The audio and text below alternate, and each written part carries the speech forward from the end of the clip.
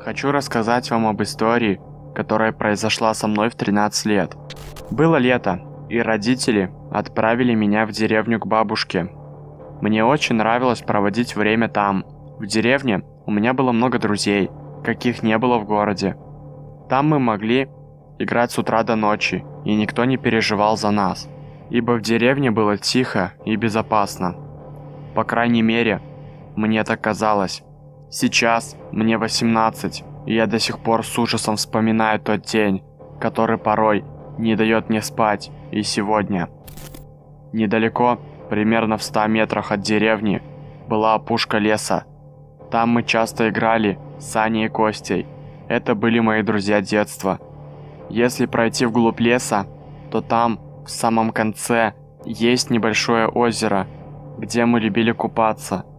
Как-то раз ко мне пришел Костя и позвал меня искупаться. Он сказал, что Саня уже пошел к озеру и будет ждать нас там. Не раздумывая, я взял с собой полотенце и плавки. Затем мы с Костей пошли купаться. Был вечер. Для нас характерно было выходить на улицу именно в это время суток, ибо днем на улице было невыносимое пекло. Костя предложил сходить до него, потому что плавки он забыл дома. Я согласился, и мы пошли к его дому. Он зашел и не выходил минут 10.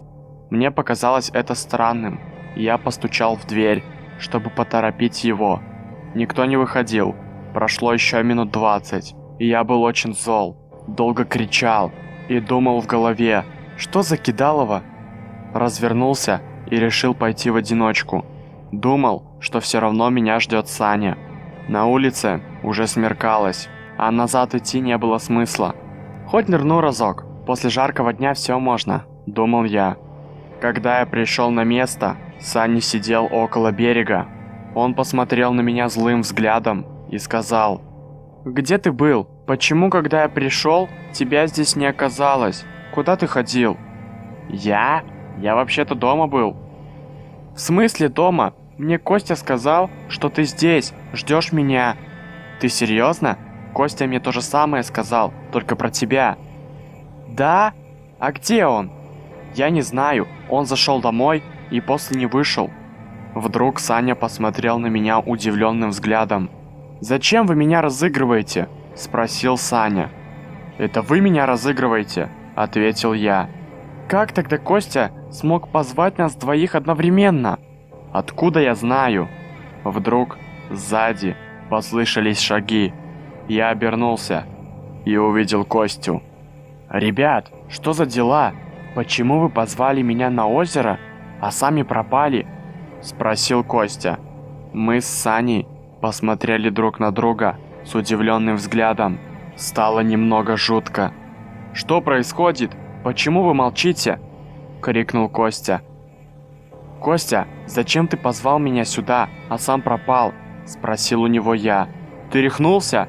Вообще-то ты сам меня сюда позвал». Уже стало довольно темно и все более жутковато. Мне все это казалось одним большим розыгрышем. «Как хорошо, что вы все втроем пришли!» – послышалось сзади. Мы втроем обернулись и окоченели от страха. В нашу сторону шел горбатый старик невысокого роста. В руках у него была веревка. Медленным шагом, прихрамывая, он шел в нашу сторону. «Ребят, уже реально не смешно», — сказал Саня и начал постепенно уходить в сторону деревни. Мы с Костей попятились за ним, одновременно не отводя взгляд от старика, который медленно шел в нашу сторону. На секунду он остановился, опустил голову и начал кашлять. Мы с ребятами тоже остановились. Не знаю, как ребята, но я отчетливо помню, как мне было страшно на тот момент.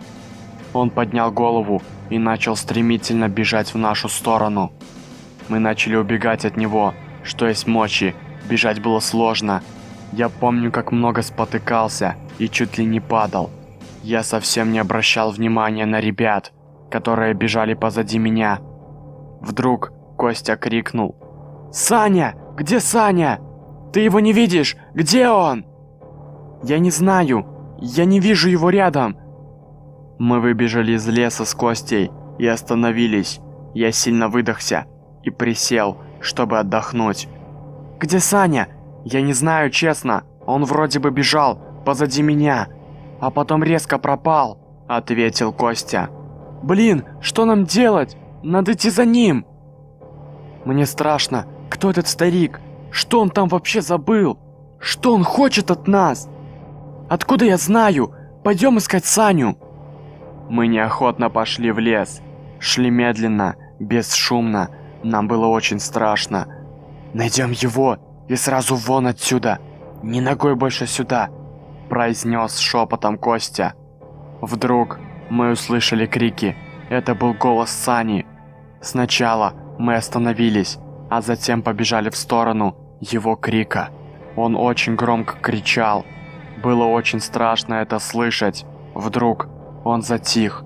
Мы пробежали в сторону, откуда доносились звуки. Я нащупал на земле пару больших камней на случай, если придется защищаться. Следующее, что мы увидели, повергло нас в шок. На ветке висел повешенный Саня. Сработал инстинкт, детский и в то же время животный инстинкт самосохранения. Мы резко побежали вон из леса. Нам было настолько страшно, что мы даже слова не произнесли, пока бежали. Выбежав из леса, мы сразу рассказали обо всем родителям. Вся деревня была поставлена на уши. Родители Сани были в шоке. Его мать сильно рыдала. Обыскали весь лес, но ни старика, ни тело Сани так и не нашли. С тех пор я не ездил больше в деревню, да и с Костей не общался. Прошло несколько лет. Мне позвонил Костя. Я был очень рад услышать его голос. Он предложил приехать в деревню, как в старые добрые. Про Саню мы старались не вспоминать. Уж больно сильно в то время этот инцидент ранил нашу детскую психику. Через пару дней после звонка на выходных я поехал в ту самую деревню. Мы долго играли в компьютер, разговаривали обо всем. Я решил прогуляться один по деревне. Костя сначала отговаривал, а потом предупредил меня, чтобы я не ходил в тот лес. «Ерунда, не переживай», — сказал я и вышел из дома. Гулял я минут 20, уже смеркалось. Проходя мимо опушки, я остановился. Долго стоял, думал, вспоминал о Сане. Что же произошло в тот день?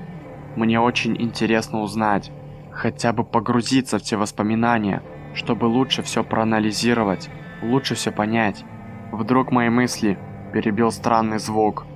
Из леса донесся кашель.